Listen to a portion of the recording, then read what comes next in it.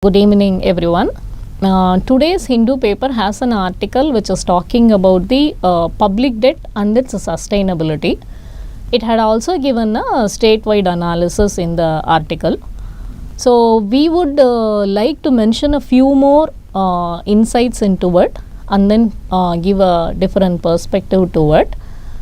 So therefore first let us start by defining what is public debt sustainability.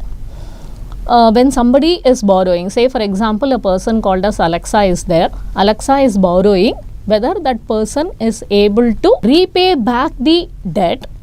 The person Alexa is borrowing every year. He is not just borrowing one time. So when the person is borrowing repeatedly, whether he is having the sustainability in repaying it back is the major focus which we are looking at. So now when we take the country, when we are talking about this public debt, there are two things which we can define there. There is an internal debt, there is an external debt. What is there under the internal debt? India can borrow from within the country. When we say India, we mean both the central government as well as the state government. So the government can borrow from different sources, from the people, from the RBI, from the commercialized banks. Like this, they have different sources to borrow.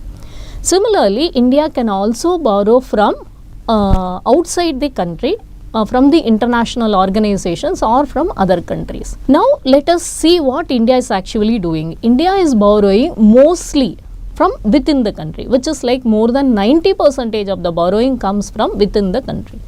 So the nature of borrowing is mostly in Indian currency. So that gives us a confidence because we are borrowing in the Indian currency and we have to repay it back in the Indian currency with some rate of interest.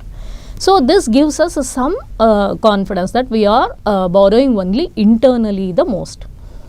The second thing is, when we are borrowing, say I told you about a person Alexa, he is repeatedly borrowing and then he is giving back. How is this capability of giving back coming? Only if he is earning properly, when he is getting a proper salary every month, when he is generating good income, that's when he will be able to repay back.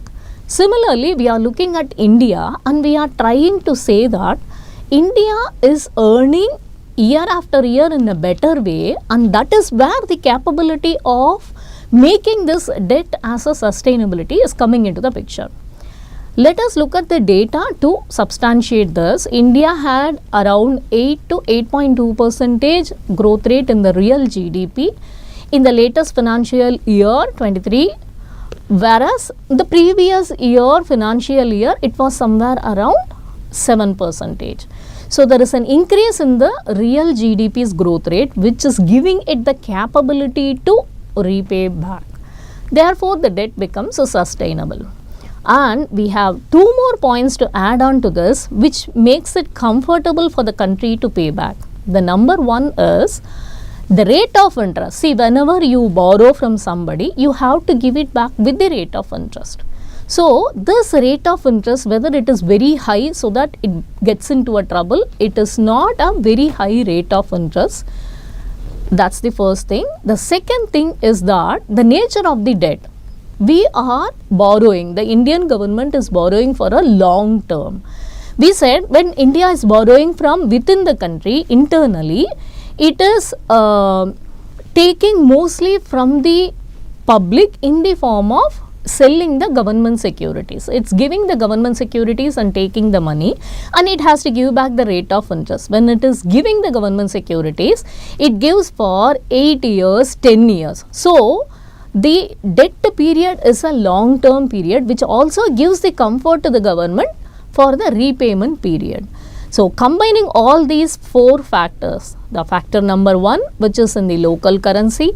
Number two, we have a good growth rate in the income. Number three, the rate of interest is reasonable. And number four, the maturity period or the time by which it has to give back is a long-term maturity period.